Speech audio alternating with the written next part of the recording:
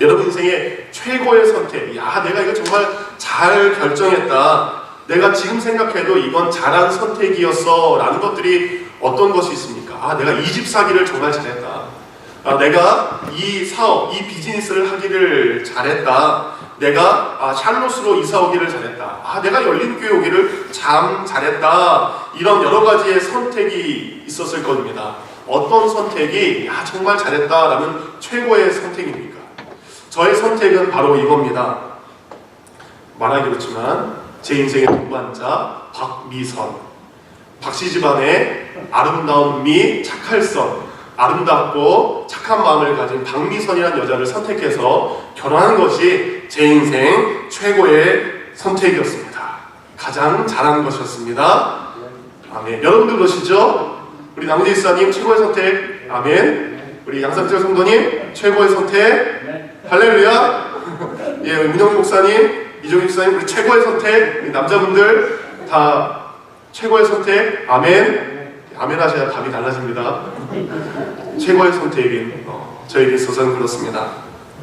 한 남자와 한 여자의 만남, 그 만남이 평생토록 함께하자는 약속으로 바뀌는 것이 결혼이죠. 그래서 결혼에는 두 가지의 요소가 합쳐진 겁니다. 만남 그리고 동행. 만났고 그리고 당신과 함께 동행하고 싶습니다 라는 것이 결혼의 의미입니다. 올해 우리 열린교회 좋은 소식이 있어요.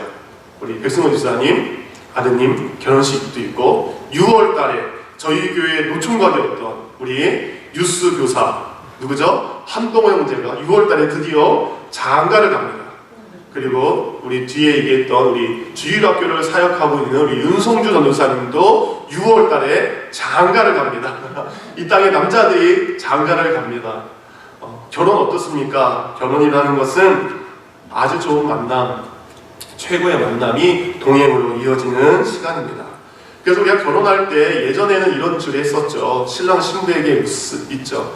신랑 누구누구는 비가 오나 눈이 오나 바람이 부나 검은 머리가 팥불이가 되도록 신랑 누구누구를, 신부 누구누구를 사랑할 것입니까? 라고 묻지 않습니까? 그 의미는 뭐죠? 비 오는 굳은 날이 생겨도, 바람 부는 어려운 날이 생겨도 당신이 이 아내와 이 남편과 끝까지 함께 하겠습니까? 라는 그 질문이 바로 동행의 질문이기도 합니다. 우리의 신앙생활, 바로 이 결혼과 비슷한 것 같습니다. 신앙생활, 믿음생활이라는 것은 내가 어느 날 예수 그리스도를 인격적으로 만나는 겁니다. 그리고 예수 그리스도를 만난 우리가 예수님과 함께 동행하는 것, 예수님과 내가 한평생 함께 하겠습니다. 이것이 우리의 믿음생활입니다. 한 여인과 한 남자와의 운명적인 만남이 결혼으로 이어듯이 우리와 우리의 구세주 되신 예수님과의 운명적인 만남, 그것은 바로 우리의 구원을 이루는 우리 인생의 최고의 만남인 것입니다. 우리가 결혼 생활에 배우자와 당신은 이 사람과 영원히 함께 하겠습니까? 라는 것처럼 우리 신앙생활도 주님과 영원히 함께하는 우리의 믿음이 변치 않는 것을 성경은 우리에게 요구하고 있습니다. 곧 첫 만남만 중요한 것이 아니라 나를 구원하신 그 주님, 나를 사랑하신 그 주님, 그 주님과 내가 검머리가 흰머리 될 때까지, 우리 권사님들 흰머리가 될 때까지 내가 그 주님과 함께하는 것, 주님 앞에 가는 그 순간까지 내가 주님과 동행하겠습니다. 이런 것을 의미합니다. 그래서 우리는 주님과 늘 함께 떨어질 수 없는 사이입니다. 그리고 찬양 중에, 주일학교 아이들 찬양 중에 이런 찬양이 있어요. 주 나의 신랑, 나 주의 신부라는 찬양이 있습니다. 또 이런 가사도 있어요. 주 나의 포도나무, 나 주의 가지. 신랑과 신부가 떨어질 수 없는 것처럼, 포도나무에서 가지가 떨어질 수 없는 것처럼 우리는 늘 주님과 함께 해야 됩니다. 그리스도의 만남, 그리고 그리스도의 동행, 그것이 하나님의 놀라운 구원의 계획입니다. 내가 너희와 항상 동행하겠다, 함께하겠다라는 약속이 바로 마태복음 1장 23절, 보라 처녀가 잉태하여 아들을 낳을 것이요 그의 이름을 임마누엘이라 하셨으니 이는 번역한즉 하나님이 우리와 함께 계시다 함이라. 하나님 우리와 함께하기 위해서 그 천국의 보좌를 내려놓고 이 땅에 오셨습니다. 그리고 이 시간 우리의 예배 가운데 함께 하십니다. 예배하는 곳은 곧 하나님과 만나는 시간입니다. 예수님과 함께하는 시간입니다. 성령님과 동행하는 시간입니다. 그래서 예배하는 것, 우리가 본당에서 예배할 때나 2부 예배 때 야외에서 열린 동산에서 예배할 때나 성부, 성자, 성령은 함께 하시고 동행하시고 이것에 충만하게 역사하십니다. 1896년 가을 영국의 한 유명한 대학교에 56년 전 아프리카로 떠나서 긴 세월 탐험 생활과 헌신의 생활을 한 83세의 노인이 학생들한테 강연을 하게 되었습니다.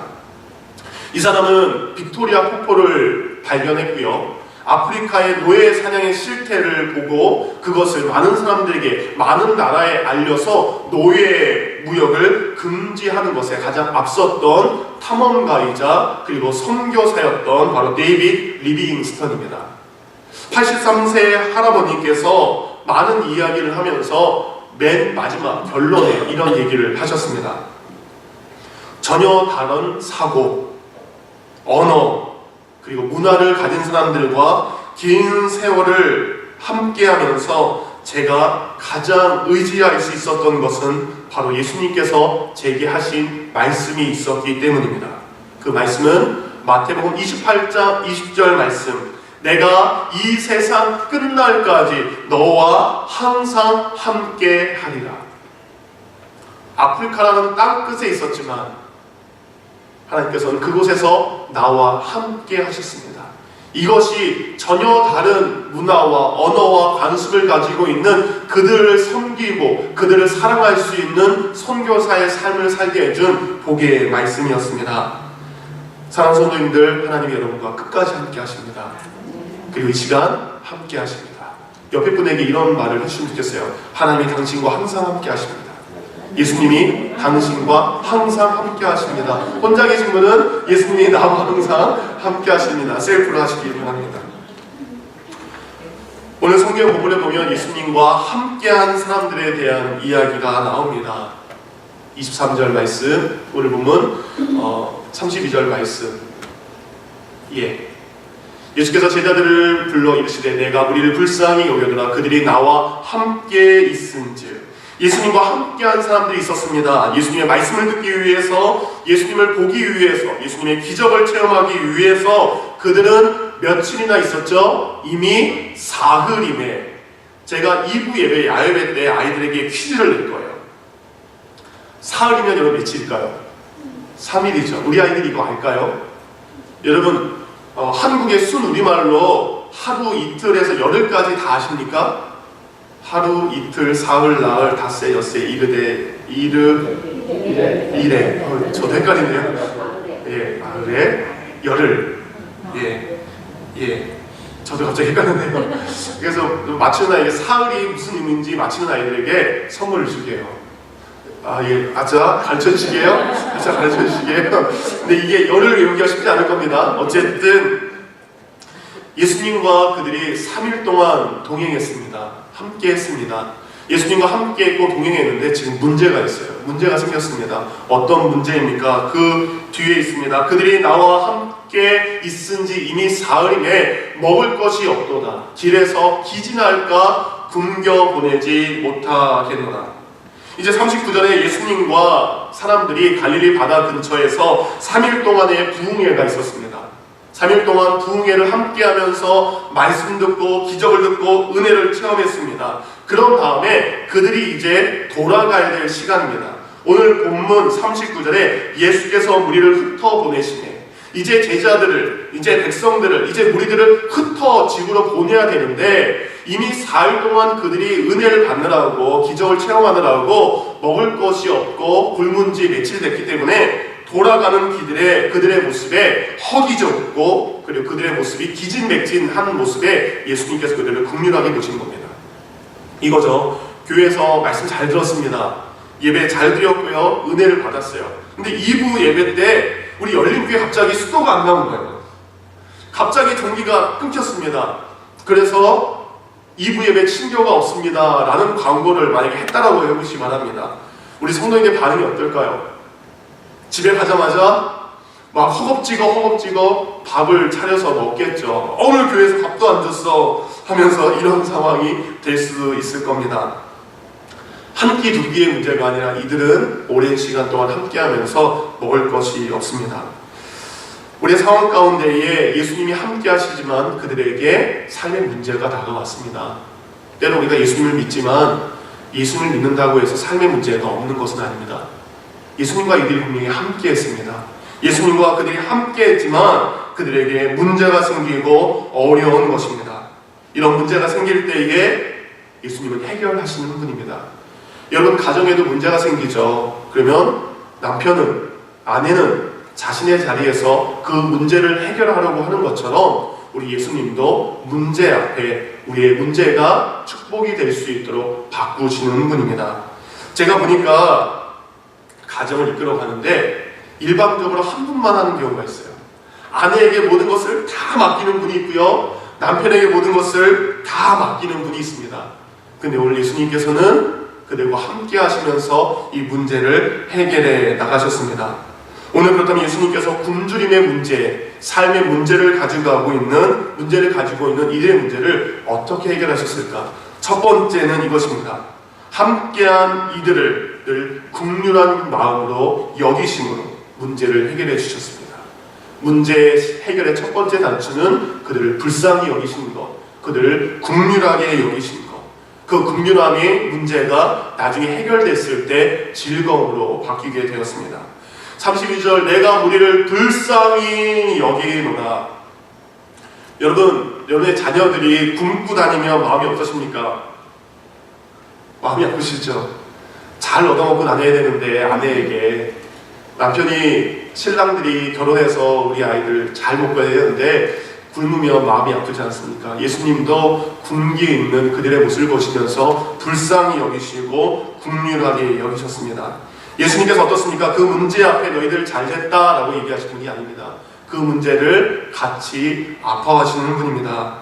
우리가 문제를 겪고 있을 때, 우리가 시련을 겪고 있을 때 예수님은 외면하는 것이 아니라 긍휼한 마음으로 우리에게 다가오는 겁니다. 긍휼이라는 단어에 비슷한 단어는 자비, 그리고 인자라는 말입니다.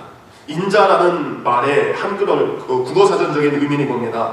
사랑의 마음으로 불쌍히 여기고 가엾게 여기고 도와주는 것. 누군가를 향해서 사랑의 마음이 생기는 겁니다. 사랑의 마음으로 불쌍히 여기고 안 됐다라는 가엾 마음, 그것에 그치는 것이 아니라 도와준 것까지 가는 게 바로 긍휼의 마음입니다. 이곳에 있는 우리에게 이런 긍휼의 마음이 있기를 원합니다. 여러분, 긍휼이라는 것의 히브리어의 뜻은 바로 라함이라는 단어가 이 긍휼한 뜻입니다. 근데 이 라함이라는 단어는 어디서 왔냐면 어머니의 태, 여자의 자궁이라는 곳에서 그 의미를 가지고 왔습니다. 여러분, 자궁, 아기 주머니죠. 어떤 것이죠? 아기를 그 배에 품고 10달 동안 보호하고 먹이고 함께하는 것입니다. 배가 불러올수록, 뱃속에 아기가 커지면 커질수록 우리 어머님들 어떠셨죠? 잠도 제대로 못 주무시고 불편하고 힘들었죠.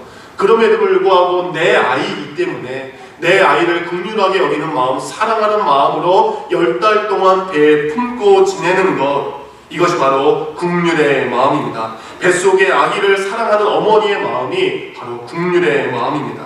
바로 예수님의 마음이 됐어요. 얼마나 저들이 배고플까? 돌아가는 저들의 발걸음이 얼마나 무거울까? 저들의 마음이 얼마나 지쳐 있을까? 이것이 바로 예수님의 마음이었습니다. 문제가 생긴다면 예수님이 긍휼히 여기시는 이 마음이 여러분 가운데 있기를 원합니다. 지금 여러분 옆에 있는 분을 긍휼하게 여기시기 바랍니다. 여러분과 함께하는 신앙생활하는 성도들을 긍휼하게 여기시기 바랍니다. 같이 직장에서 일하는 이들을 긍휼하게 여기시기 바랍니다. 이것이 문제 해결의 첫 번째 열매 단추입니다. 두 번째, 예수님께서는 어떻게 이 문제를 해결하셨냐? 예수님께서는 함께한 이들에게 필요한 것을 주심으로 문제를 해결해 주셨습니다.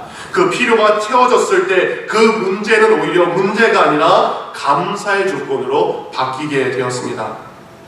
지금 문제는 먹을 것이 없는 것입니다.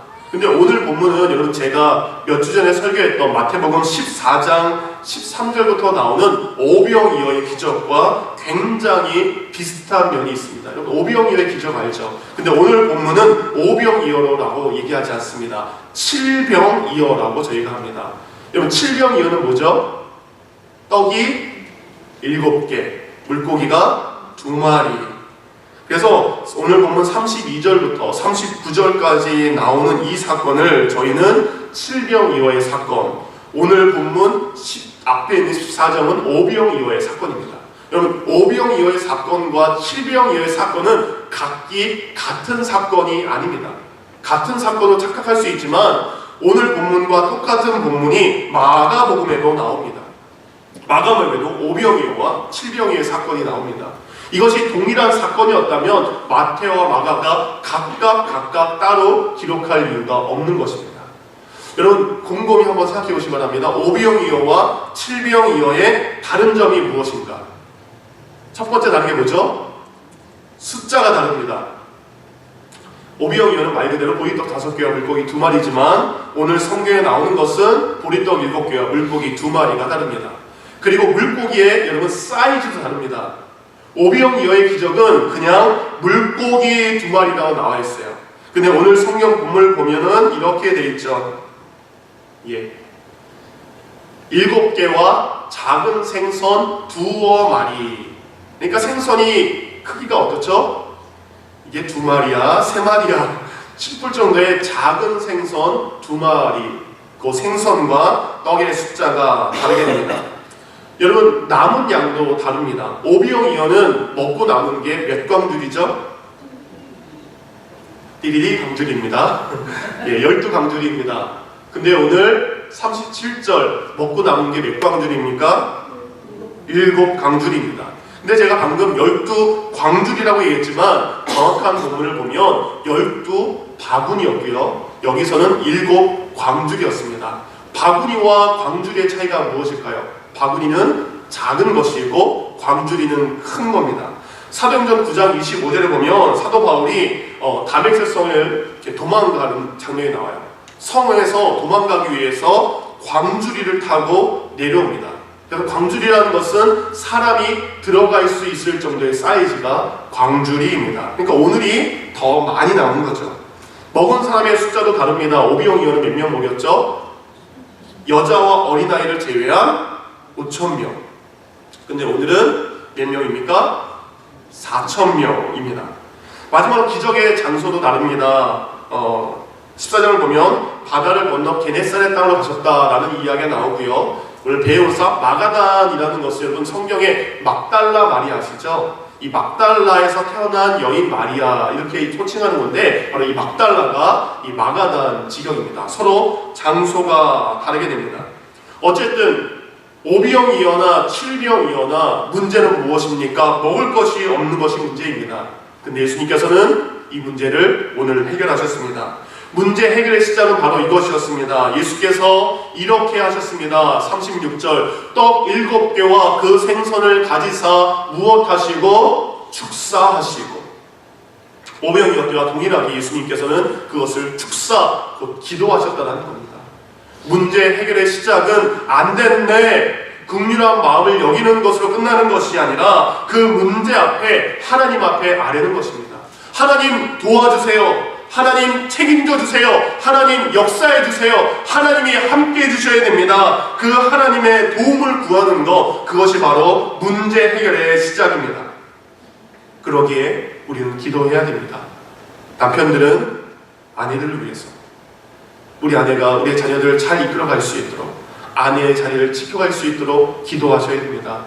아내 또한 남편들을 위해서 기도해야 됩니다. 나도 일해 이게 아니라 나도 일하고 남편도 일하지만 양 없게 힘들게 일하는 우리 남편에게 건강하게 살아갈 수 있도록, 예수님 잘 믿는 남편이 될 수 있도록, 여러분의 부모님들을 위해서 기도하셔야 되고 여러분의 자녀들을 위해서 기도해야 됩니다. 마태복음 7장 7절 구하라 그리하면 너에게 주실 것이요 찾으라 찾을 것이요 문을 두드리라 열릴 것이니라. 여러분이 구하는 것 다 들어주십니다. 요한복음 16장 24절 지금까지는 너희가 내 이름으로 아무것도 구하지 아니하였으나 구하라 그리하면 받으리니 너희 기쁨이 충만하리라. 여러분이 구할 때에 여러분의 기쁨이 충만하게 됩니다. 야고보서 1장 5절 말씀 너희 중에 누구든지 지혜가 부족하거든 모든 사람에게 후히 주시고 꾸짖지 아니하시는 하나님께 구하라 그리하면 주시리라. 아멘.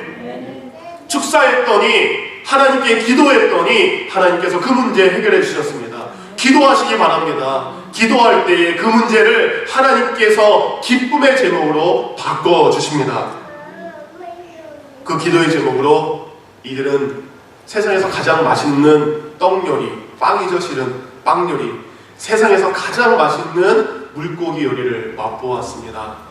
그들의 문제가 기도로 통해서 영광으로 바뀌게 된 겁니다. 함께한 이들, 그들을 위하여 기도하시기 바랍니다.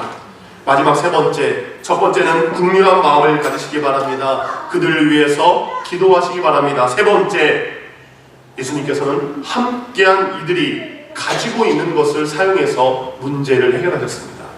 그 문제를 해결하기 위해서 다른 어떤 것을 사용하지 않았습니다. 그들이 가지고 있는 비록 작은 것이지만, 비록 연약한 것이지만, 비록 부족한 것이지만 그 문제를 통해서 그들에게 만족을 주시고 해결을 주셨습니다.